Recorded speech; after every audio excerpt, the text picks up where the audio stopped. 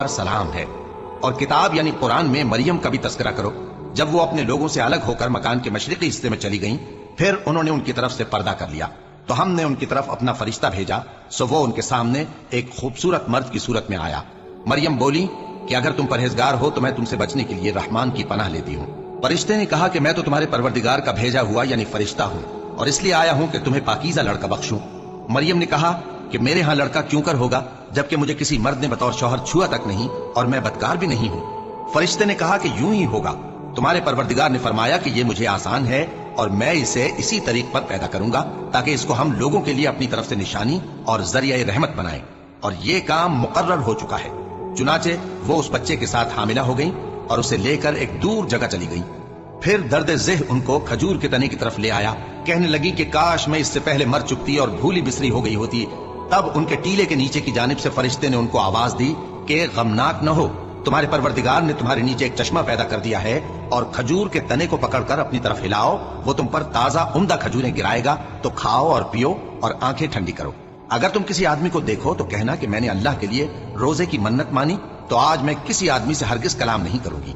फिर वो उस बच्चे को उठाकर अपनी बरादरी वालों के पास ले आई। वो कहने लगे कि मरियम, ये तो तूने बुरा काम किया।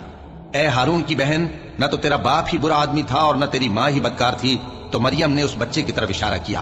वो बोले कि हम इससे कि गोद का बच्चा है कैसे बात करें। बच्चे ने कहा कि मैं अल्लाह का बंदा हूँ, उसने मुझे किताब दी है और नबी बनाया है, और मैं जहां हूँ और जिस हाल में हूँ उसने मुझे साहिब बरकत बनाया है, और जब तक जिंदा हूँ मुझको नमाज और ज़कात का इरशाद फरमाया है, और मुझे अपनी माँ के साथ नेक सलूक करने वाला बनाया है और सरकशो बदबख्त नहीं बनाया। और जिस दिन मैं पैदा हुआ और जिस दिन मरूंगा और जिस दिन जिंदा करके उठाया जाऊंगा, मुझ पर सलाम है। ये मरियम के बेटे ईसा हैं, और ये सच्ची बात है जिसमें लोग शक करते हैं। अल्लाह को शाया नहीं कि किसी को बेटा बनाए, वो पाक है। जब किसी चीज का इरादा करता है तो उसको यही कहता है कि हो जा, तो वो हो जाती है। और बेशक अल्लाह ही मेरा और तुम्हारा परवरदिगार है, तो उसी की इबादत करो, यही सीधा रास्ता है।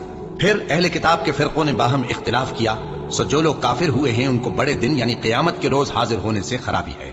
वो जिस दिन हमारे सामने आएंगे